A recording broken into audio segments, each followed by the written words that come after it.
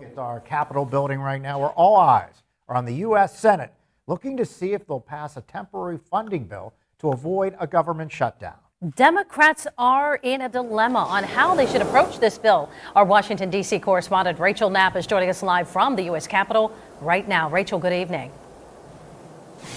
Well, good evening, Mike and Eva. So Senate Republicans need about 7 to 8 Democrats to cross party lines and vote with them in order to pass this continuing resolution.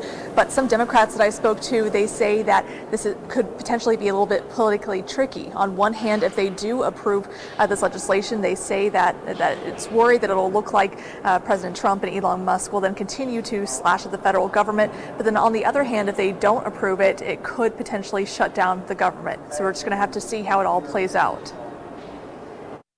We did our job today. With the exception of one Democrat and one Republican crossing party lines, the House barely passed a short-term stopgap measure. It would continue to fund the government through September 30th. The measure essentially keeps the same spending levels as last year, with the exception of small increase in military spending and cut non-defense programs by $13 billion. It's a little perplexing. I don't want to say hypocritical because I like trying to be nicer.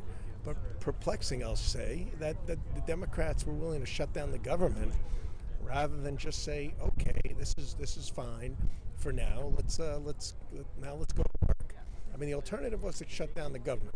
The fate of this bill now rests in the Senate. Democrats are in a politically risky decision.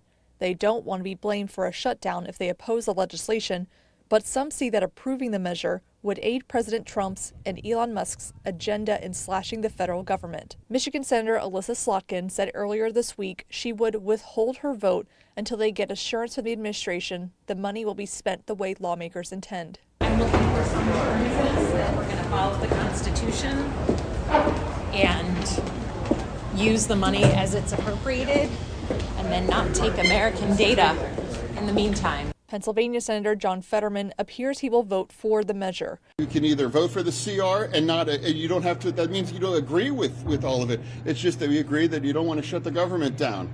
And now do you want to risk, having the economy move into a recession? I'm not willing to do that thing. And now, if you claim that we want to protect the government by shutting it down, that absolutely will impact millions and millions and millions of people. That's the choice that we have to make. Mike and Eva, so the deadline to finalize this is just within a couple of days. So again, there's a lot of uncertainty surrounding how this will all move forward. Back to you. That's our Rachel Knapp reporting live.